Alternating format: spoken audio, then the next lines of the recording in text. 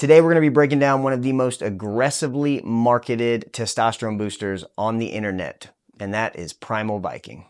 I'm going to show you exactly what's in it, what's not in it, and whether this is something that actually moves the needle or just sounds good.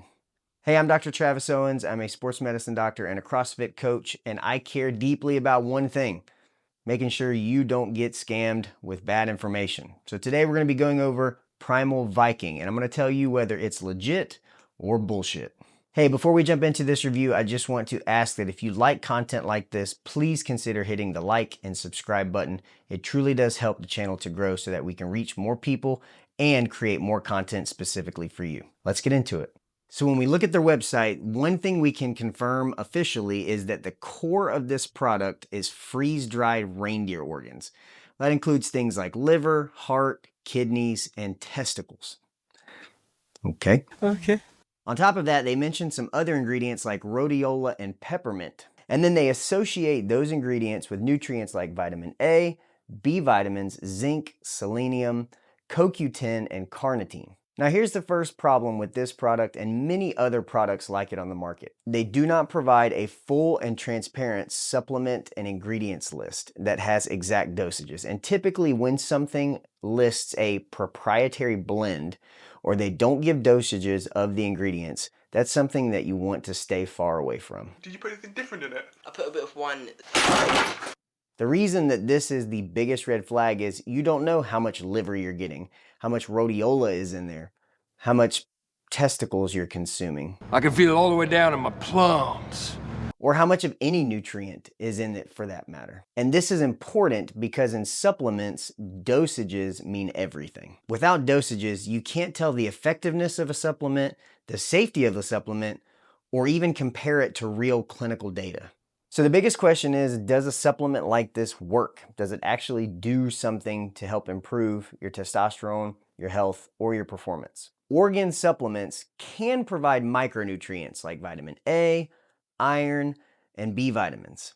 But there is no strong evidence that organ capsules alone can significantly improve your testosterone in a healthy individual. Also, on their website, they claim testosterone boosting and reference things like androgenic peptides and hormonal optimization. But I couldn't verify any publicly available peer-reviewed clinical trials that show that this product actually increases your testosterone. Why the fuck you lying? Why you always lying? So as of now, that claim is purely marketing. No data to back it up. Another issue that I have with this is the dosing problem. The product suggests taking 2 capsules a day. So let's put that into some context.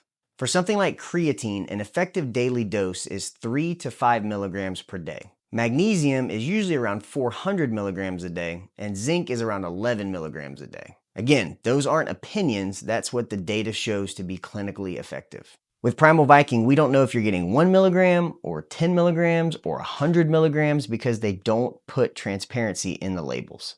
So from a clinical standpoint, you cannot confirm that you're hitting a physiological, meaningful dose of anything. And that's important to know because when you look at research, the way that they confirm if a supplement or a product is helpful is there's a specific dosage that they test. They usually test multiple dosages, and if you look at the data, it'll show you the effectiveness of each dose. So when you have a product that does not have any dosages of any of their ingredients, it creates issues. So what's the honest takeaway for Primal Viking? Best case scenario, you're getting a tiny amount of organ-derived micronutrients. The most likely scenario is that it's underdosed for any meaningful performance or hormonal effect. Worst case scenario, you're paying for branding, marketing, storytelling, and really expensive pee. Don't stop going. I can't stop going once I've started. It stings. And the biggest issue isn't even what's in it. It's what they're not telling you. And that's why I'm here, to tell you what you should do. If your goal is performance, recovery, or body composition, like how much body fat you have, here's what I would suggest. Start with creatine monohydrate, which is one of the most researched products on the entire market, and get between 3 and 5 grams a day. A lot of times you'll see where there is a loading phase for creatine. It's not really necessary. Just start with 3 to 5 grams a day. I personally take 5 grams a day.